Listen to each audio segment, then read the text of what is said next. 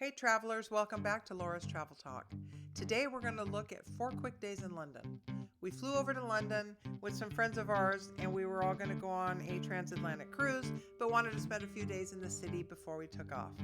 So we booked the British Airways Airbus A380 from LAX, Los Angeles, to London Heathrow, LHR, and they have upper deck where they have some business class seats, so we thought that would be kind of fun to go up on the upper deck, so that's what we booked.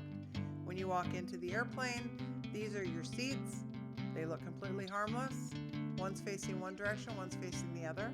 However, I'm going to quickly try to go through this, and if you have questions, please drop them in the chat and I'll get back to you, because I don't want to spend my whole London video about this plane. But I want you to see how this one on the aisle is completely exposed and has nowhere to put anything under feet or anything like that. There's that little drawer that's about 3 inches tall. I'm sorry, my purse won't fit in there, nor my husband's backpack.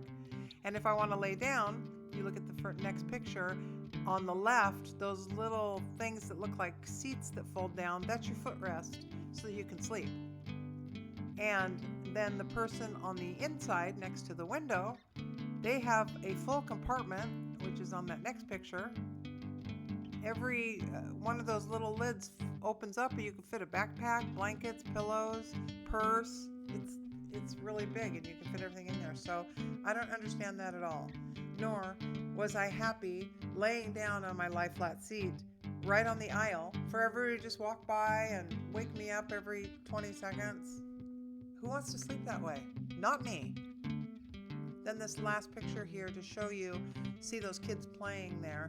This is an example of if I'm on the aisle and I lay down and fold that seat down to put my feet up, those kids are in the seat facing the other direction, but they're just playing on the ground.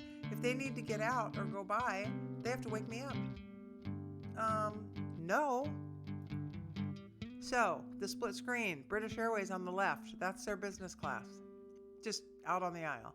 American Airlines on the right, which I have flown the Boeing 777 across to Europe. Much better configuration. The seats are angled somewhat away from the aisle. And here's an aerial view of it. You have a place where you put your feet. You can't see it there, but there's room for a backpack, a purse, pillows, blankets. There's all kinds of room there. They give you that set of Bose headphones. Your TV screen can fold out to you, and you're a little bit more out of the elements, so to speak. That's my 2 cents. I will not fly British Airways lie flat on the Airbus A380 over to Europe next time. So let's dive into London. So in this first picture, you see Big Ben, famous Big Ben, and the Houses of Parliament and Westminster Palace are in that whole area there. And then on the right is the London Bridge. And then we move on to seeing the double-decker buses. It's always fun to me.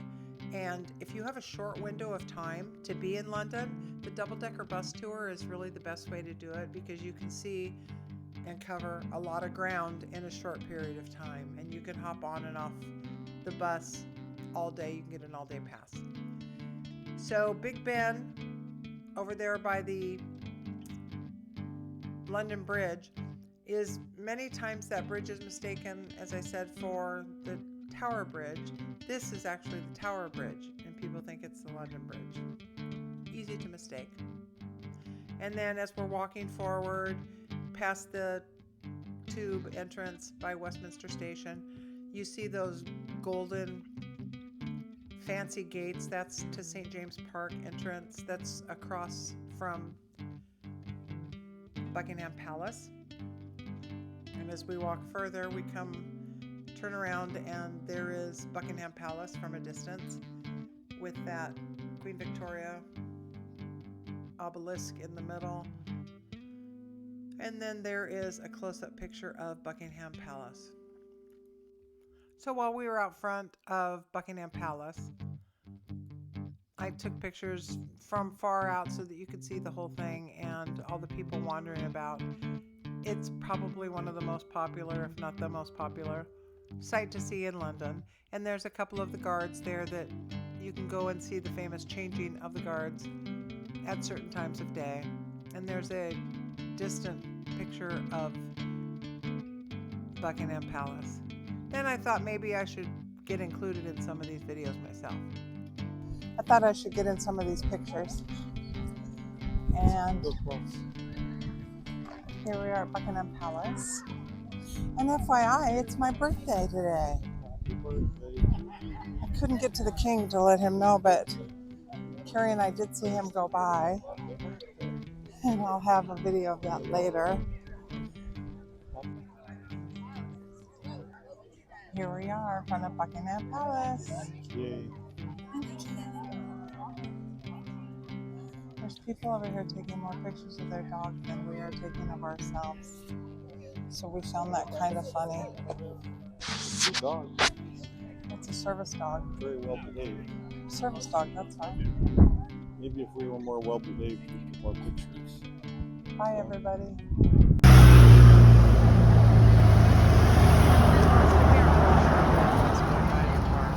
But we like to get a something because people were starting to get a little bit loud, and it was a private escort, and they were moving kind of quickly. Here's some more of the guards in front of Buckingham Palace. And then when we crossed back over into St. James Park to walk back towards our hotel, in the sidewalk, I don't know how so often feet, the Princess Diana of Wales Memorial Walkway is marked because she loved being in the park so much.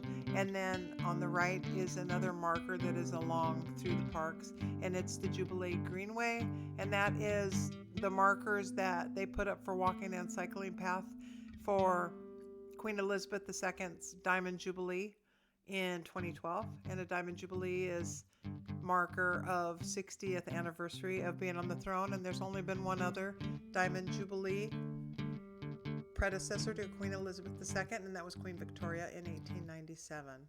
So it's quite an honor to be on the throne for 60 years as the ruling house. Next up, we're going by Trafalgar Square, which is right around the corner from our hotel, the Great Scotland Yard, which, yes, by its name, that's exactly what it used to be. It is now a nice Hyatt hotel. But we really enjoyed this place. It's well located, and we had some fantastic service. And then here's a little bit of a video of a little introduction of some of the history on the Great Scotland Yard Hotel. Tour of Scotland Yard with... Hi, my name is Mohammed. Welcome to Great Scotland Yard. And this is the building that's been standing close to 1,000 years. Thank you. What was your name again? No, I'm kidding. Just kidding. Just kidding. Through the entrance, most people, if not majority of the people, don't notice what they look on top. If you look on top, oh my gosh, quite unique. So the history base behind it is not much. It's mostly from the design of the hotel. We added an exploding clock to represent our afternoon tea. You can see Roman numerals on the wall, and then most of London's old map just on each side. Some of them have depictions of, I would say, representations of things like the top hat can represent Jack the Ripper, essentially because the building was investigated by Jack the Ripper. He was investigated there, although was never caught. He was a serial killer in London, where he did most of his murders in Whitechapel. So we'll move on from the Great Scotland Yard, and that evening my husband and I like to go down to the West End when we're in London to see musical theater. As we were walking over to the theater, we passed the Tower Bridge, which is gorgeous, lit up there at night. We went down and we saw the Guys and Dolls performance in the West End, and it was interactive, so it was kind of cool because the stage moves up and down depending on what scene you need to see. And then you can also go to the Tower of London, and that's where you'll find the Crownjewels. And I would suggest doing this one because there is nothing like seeing those crown jewels up close and personal.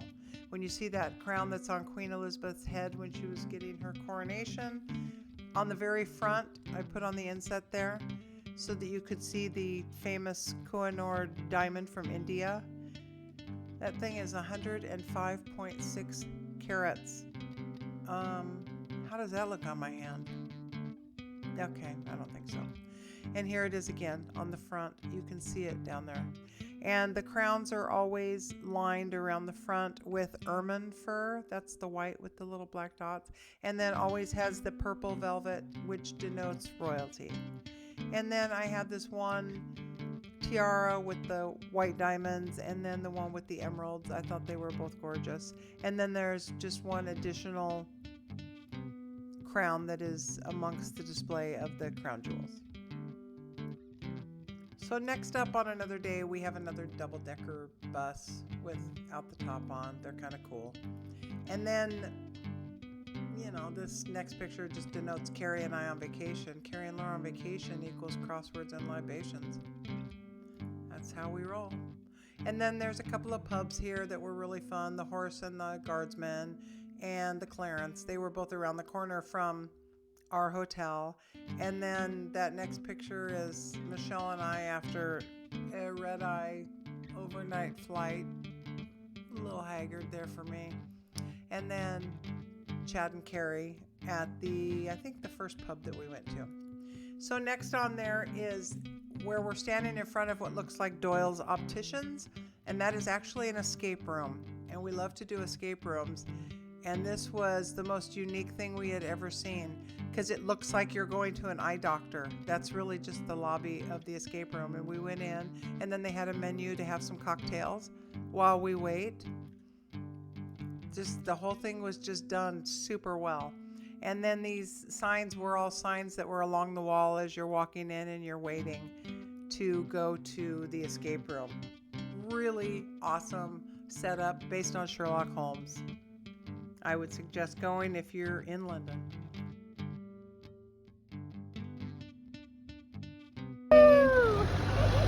We are tripping the light fantastic, folks. And we're heading back to our hotel, which is the Old Scotland Yard. And we thought that moon was fabulous. God, that is such a nice picture, folks. So we will see you later. So I'll finish off by saying thank you for joining us at Laura's Travel Talk.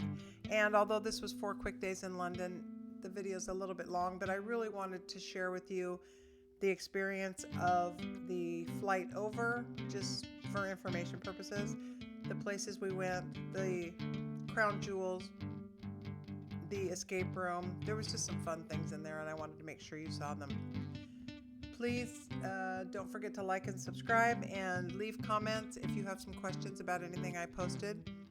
And we will see you next time around. And until then, cheerio.